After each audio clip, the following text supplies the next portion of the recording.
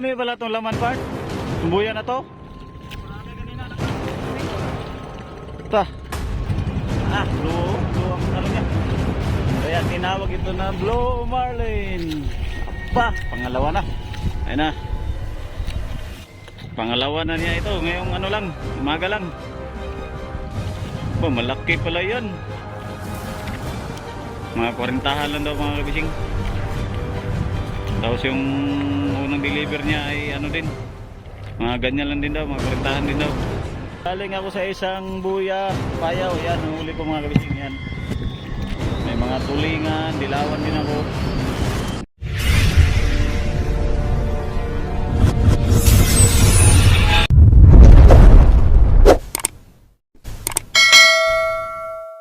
Part, panduhan na part. Haya, ay.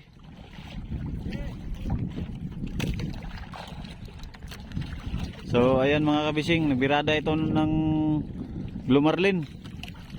Kanina kasasampa lang, kahatid lang dyan sa Madero. Tapos ay yung kanyang pataw ay kinain pa rin ng kinain pa rin ng bigo, pangalawang Blue Marlin na yan. So binirada niya. Abi na ko ganing imuha, dili dito imuha.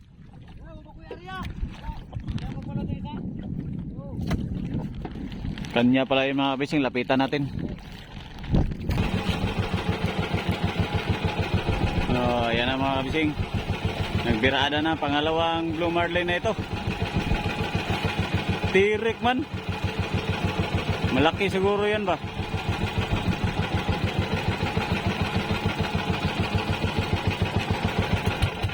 Tayo muna.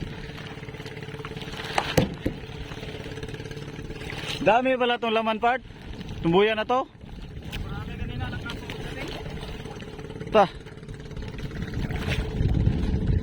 Dami pala itong laman mga kabising.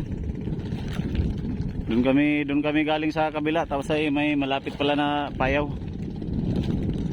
So, nandito na naman kami sa mga yellow na payaw, mga sal. Tingala ko ba namin ni ambak bigo, wala ko kita sa pataw. Kadugayan tudlo nilang pataw, ina day pataw.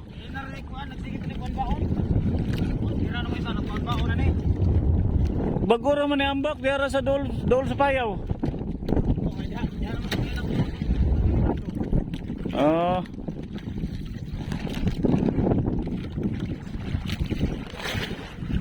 Tirik ang kono. Tirik ang isda.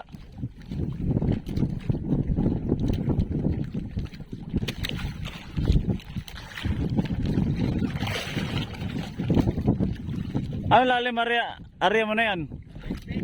20 lang? Babaw lang pala.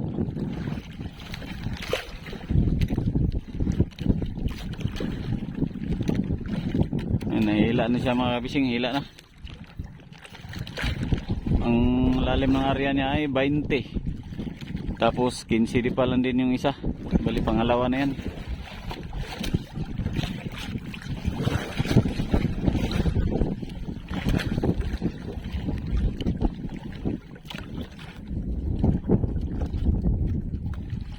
So mahirap talaga magipaglaban sa isda mga kabising, lalo na itong ganitong klaseng isda, yung Blue Marlin.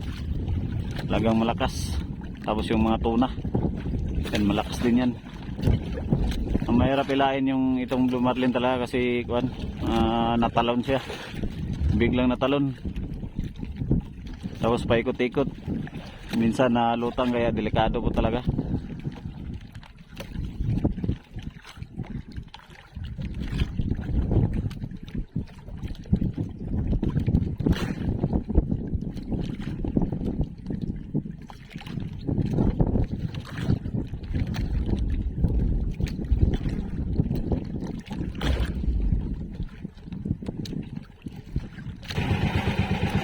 So lapit tayo sa kanya mga kabising kasi malapit na yung bigo.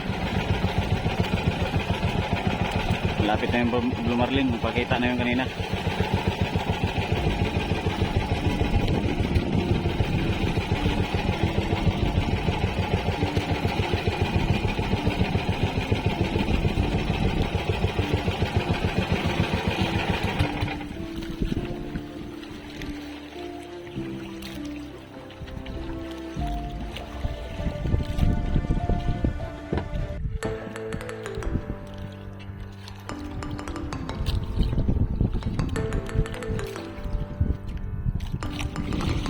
mahirap talaga makipaglaban ito sa isda mga kabising.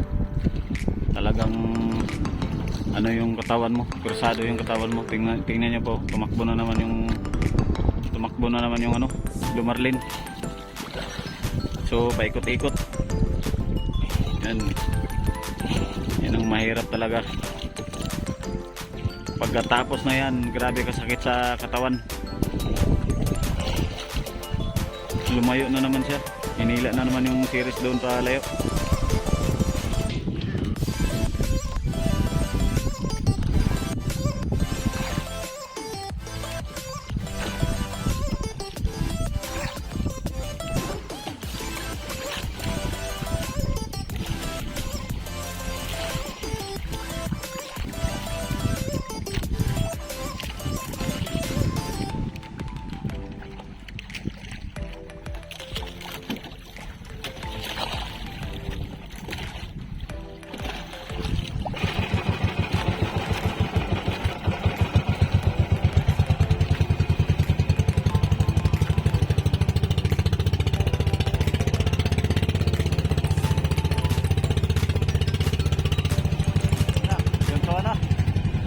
Blue ang ano niya. Kaya tinawag ito na blue marlin. Apa, pangalawa na. Dali. Aray ka.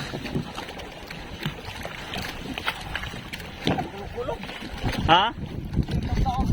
Sigtaob no? Kasi pa ikot-ikot ba? Grabe, yan ang mahirap talaga mga kabising. Pagkatapos ng lahat, masakit sa balakang. Pagkatapos ng paghihirap na makipaglaban sa isda, ayan, sakit sa katawan ng kuan. Pagkatapos, ayun na.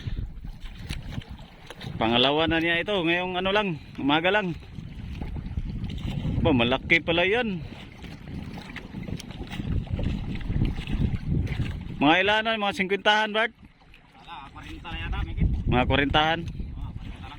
Ang gatong una? Pareho lang. Mga 40-han lang daw mga kabising. Tapos yung unang deliver niya ay ano din. Mga ganyan lang din daw, mga 40-han din daw. So, dalawang blue marlin na.